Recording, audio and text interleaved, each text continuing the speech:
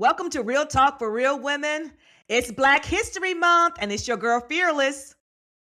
And you got just man. And Sierra Blue. All right, Real Talkers. I have a dream. One thing we taught in our family is generational wealth. We want to teach our kids how to, manage their money, how to have their money work for them, how to be able to have things that I didn't have. So, what we're talking about today is the dreams that we have for the next generation, which is our family, our children, our grandchildren. So, let's discuss it, Real Talkers. I have a dream.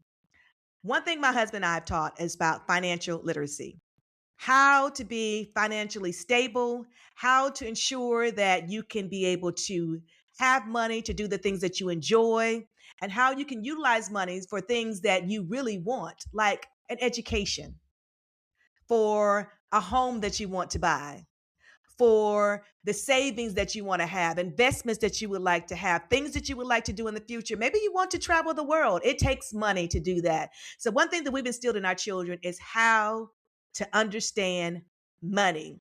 This is a dream that we have for our children so they will not have to struggle as much. And if they are struggling, they'll understand how to get themselves out of those situations so they can be able to learn from the experience and be able to move forward. So those are things in a dream that I have for my children that I can offer them to have a better life than what I had and to understand how money works. So let's talk about it. Just man, Sierra Blue, you have a dream?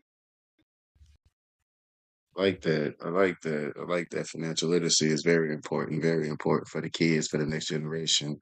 So I'm going to piggyback off that. And yes, the dream for my generation and the generations that's not even my family. The dream for me is it isn't just survival, it's freedom to choose to build a rest and to thrive without carrying the weight of proving their worth.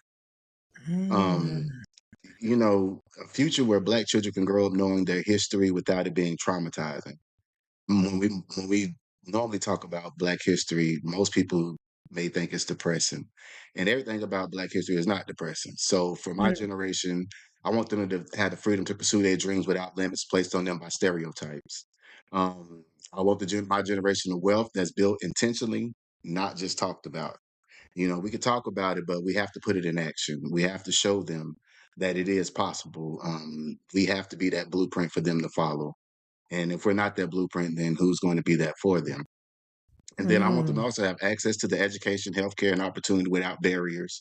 We know all the barriers you can have with healthcare and the hoops you would have to jump through just to get some real Yes. good healthcare. So, I mean, that is very important. Then normalizing peace, rest, and joy, not just resilience. Mm. So I want them to have that. I feel like we may all live off of trauma that we were inherited inherited in, to be honest with you, passed down trauma from things that maybe my parents or your parents didn't break that chain, and I want to make sure that it stops with me and my generation doesn't have to live with that type of trauma, That's good. and then, Mm-hmm. leadership that reflects Black voices at every level. When you look at everything from TV now to news to anything, Mm. when you see the executive levels, how many of us do you see at that level? So I want them to, even though you may not see us, I want them to know it's possible. Anything is Mm. possible if you put your mind to it. No matter if you don't see none, if you see none of us there, that should motivate you more to get there. You know what I'm saying? Like when Barack Mm. won presidency, it was motivation for anybody to Yes. know that you can be president, So that was far fetched, And when we used to say Mm. that, they laughed at you. Honestly, they was Mm. like, yeah, okay, right. But Mm. now that is actually attainable. So I want that too. And, I want success to define our own terms, not by comparison. I don't want us to be compared to nothing. I want it to be on our terms, what we Mm. made it. So, to end with these short things that I want to say, the dream isn't just the next generation makes it, it is that they don't have to struggle the way we did to succeed. You know, Absolutely. Whoop whoop. Just and man. Get it. You have so nothing just else to to say. tie it in though, Dr. Martin Luther King's focus on equality and justice. Our dream today is to expand on ownership, mental wellness, safety, and choice. The Mm. goal isn't to erase history, but to move beyond survival mode. And I feel like as a Mm. community, that's what we've been living in, survival mode. So, in my closing, the dream for the future generation is simple, that they inherit opportunity, not obstacles. Oh, So, I love it. I love it. I love that's it. my dream.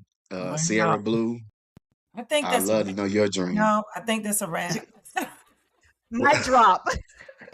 Yeah, I don't know. I don't know. Podcast over. What else is there to say? Just man just kind of wrapped it all up in a bow, with some sprinkles on top. Just man, absolutely. I think that what you said is what a lot of people are feeling. We have been in survival mode. It's like Right. we're just trying to just make it and just trying to just live versus live and Absolutely. make it. There you go. you know, Absolutely. it's a Absolutely. different mindset. And I thank you for sharing that with us because we need to hear that. I think that one thing I didn't try to do is I didn't try to give that trauma to my children. I wanted them to know what they Right. can do, not what they couldn't Right. do. There you What go. There what you you go. can do. So, Right. I think the dream was about that. It's not what we can't do, but what we can do, what we will Right. accomplish. That was the dream, Right. not so, we knew Right. where we were at that time, but I think that although that speech was and it is not although it is an impactful speech, but we do need to Absolutely. carry it on from there. It was a Right. different time, different place. We're in a different Right. time, a different place with different circumstances, and the way that you kind of approached it and said, "Hey, we're not gonna be in survival mode anymore. We're not doing Absolutely. that. Mm. We're not doing that no I more." don't it's because that's traumatic to live that way. Every day Mhm. to live in survival mode is tiring. Yes. Especially like if you have a family and you are in survival mode, your kids are watching you in survival Mhm. mode. Mm-hmm. So Yes. even though having that, not saying that being in survival mode is bad, but because everybody's gonna have fight or flight, to survive. So for them to have that instinct is good, but they should not have to live their life like that. They should live in the Mhm. freedom of peace to be able to, I'm going to go obtain this without there being any obstacles, not because the Mhm. color of my skin, not because this, that, and the third. I feel like if it's really freedom, then why is there like, why do you need to know my race on the application? Why does that even matter? And you see, it's little Mhm. things that I teach them that they need to look for, and it's certain things that they need to understand that right now we're not in survival mode no more. We've accomplished the Martin Luther King dream. Now it's time for us to have that dream for the future and make sure they Mhm. know what they need to dream about next to make sure that that future keeps living on. Man, you said it wonderfully. Absolutely. Thank you, Mhm. Just Man. Okay, so I had a dream. I had a dream that I was going to be married, stay married with the person I loved, raise children, and not worry about the future. Well, sometimes you wake up from the dream and you have to dream differently. So I raised the kids. And the most thing my children, these grown children, can tell you today is I said two things to them. You're going to either go to college or you're going to get a full time job. And that's if you want to stay under my roof. And the reason why I was tough, because I came from a background of the siblings that I have three sisters and a mother she was married, but things got really tough for her. And she ended up raising us by herself. So I, like Fearless and Just Man, they probably saw their parents, struggling. I know me and Fearless, we was in the same boat. So I didn't want to struggle. And I wanted to teach my children not to struggle in trying to do for yourself. So being independent was key for me as a single parent. What I did was I made sure they knew how to, have money, make money, save money. If they had a piggy bank, a bank account, whatever, just make sure you have money to do for you. You like those name brand things? Good. You're gonna buy them because I'm not gonna be able to pay for them for all, every time you need something.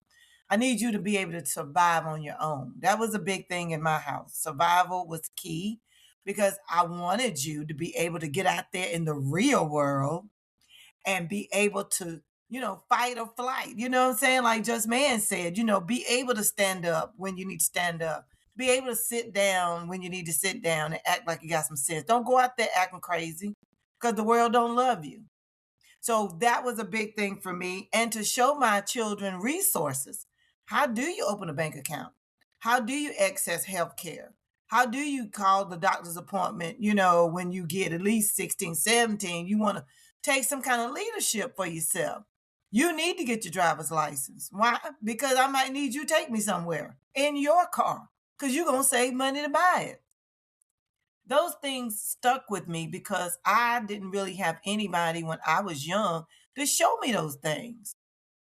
I had great teachers that took interest, and yes, they were the ones that helped me to know about money, how to save. I was 12 years old and I knew how to save a paycheck and I knew how to divvy it out.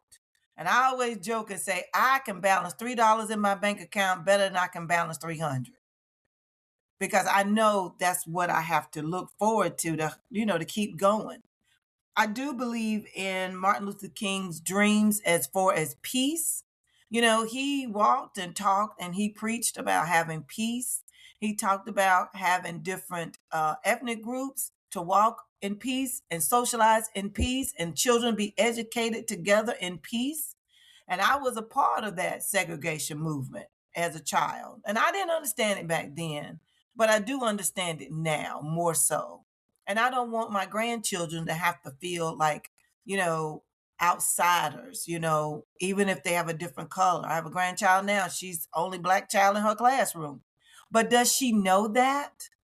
No, because we don't want to teach her that. We want to teach her that you're the same or you could be different and you still fine. You're still doing okay. Those things are important. If we're going to protest as a culture, I believe we should use Martin Luther King's, his example. Protest in peace. We don't have to be rowdy crowds. We don't have to get loud. We don't have to do that. We can stand firm together. We can hold hands and pray. We don't have to go demanding anything because that's not going to get us too far. We'll be demanding for a long time to get what we want, but we will be getting it in peace or aggressively. So yes, I had a dream, but I have more dreams now than I've ever had. And that is freedom, ring, freedom, ring. What y'all got to say about all of that? Amen, Sierra Blue. I love the way that you said that you kind of was setting your children up for success. And that's what it's all about. What can we do for the next generation? What are things that we can do to make sure that they understand that they can have a dream and it's okay to dream. It's okay to live out that dream, whatever that is, and do it without fear. Yes. Do it without, thinking about what somebody else thinks about your dream. You can accomplish all things when you see that, hey, this is what I want to do, and I will make the necessary steps in order to get there. I mean, today, there's the technology that we have. I wish we had the internet when I was young. Boy, I would be brilliant right now. I don't know. I would be brilliant. Hey, we had to go to the library and read books. I'm sorry. I'm gonna be honest with y'all. I probably would have been compared to Einstein because the way I would have cheated is crazy. Like the SATs would have been nothing. It would have been so easy. Chat GPT would get you through. I would have been valedictorian. I would have been making speeches for no reason. I would have been all of it. I'm sorry. There's no way you can fail in this time in history. There's no way. I'm sorry. Now, if you have a computer, you can't. No, I'm sorry. no. You cannot. And I think that's the thing about it today is that all the resources that we have, our future generation is set up. We just have to make Right. sure that we are learning where to find these resources and utilizing them, because I still think that Right. we're still not utilizing them how they need to be done. Oh, There's still a Absolutely. lot of opportunities out there. Just like they say, AI is going to make more millionaires than what was that? The internet ever did. Anything. TikTok Anything. ever did. Facebook, YouTube ever did. And we need So- to jump on the bandwagon while it's here, jump While on the it's here. bandwagon and just make the money that you can make. Get a Black-owned business. It's one of those things that if you want it, it's attainable. There's no Yes. more excuses. And I don't want my children or my grown children or my grandchildren to make excuses. I think this X generation or way out there generation, they're lazy because of the internet. They don't really have to think that much. Back then we had to look up stuff in a dictionary, encyclopedia, write it down. We had to actually use our hands. Kids these days be like, I don't want to write. I don't want to write my paper. I don't want to read no book. Well, because really they don't have to.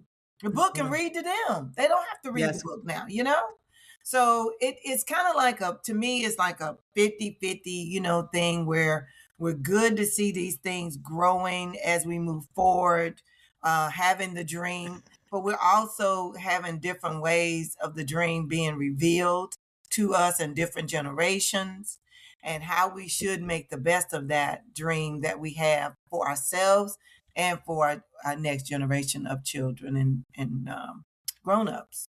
Mm-hmm. Absolutely. I think at the end of the day, it's okay to dream, and it's necessary, because how do you know where you're going? How do you know what your purpose is if you don't have that dream and executing it? And I think the one thing I can say about this new generation, they're fearless. Fearless. They are fearless. They are out there. They're learning what they need to learn. They're opening up their own businesses. They're making their monies. They have all kind of side hustles and all of that. They're thinking of way ahead of them when we were young. So I'm so glad that we're constantly using the technology and the resources that we have in order to better our situations. We just have to understand that we need to keep that going, because that's the only thing we can do, is to be able to challenge ourselves and not be afraid for someone to give it to us. We're not seeking handouts anymore. We're not waiting on those old promises. We ain't doing that. That's right. No, That's We ain't right. doing those that. are over with. Ain't Those nobody. days are I'm over not with. waiting on no 40 acres and a mule. No, I promise you, I'm I'm not not. either. I don't even want no mule. What I'm gonna do with a mule? What I'm gonna No, do with him? just man. Sarah Blue want the mule. She want the 40 acres and the mule. She want I the can mule. use that She 40 want the acres. mule. Look. She want for I'm all the your mule. animals. For all your animals. We know. I love We it. know. Give it to We me. know. Take it. Give it to me. I make something out Oh, of it. That's what I would do. I would it's put oh my God. 40 acres and a mule. There you go. There you go. So Well, yeah. Real Talks, we hope you've enjoyed our Black History Month podcast. We really wanted to highlight the great things that our generations, our next generations are doing, and also the dreams that we have, not just for our family, but all of you out there. Dare to dream. There's nothing wrong with it. A dream is things hoped for, and hope is a strong word. You can always go to our website, Real Talkers, and check us out at Real Talk, the number 4, realwomen.com. Please make sure you go and you leave us a comment. We'd love to hear from you. Definitely. You know where to come back to Always. the laughter of the day, the laughter in the night. Just come back to us, okay? And this is Just Man. Just remember, you can always have a dream, but make that dream a reality.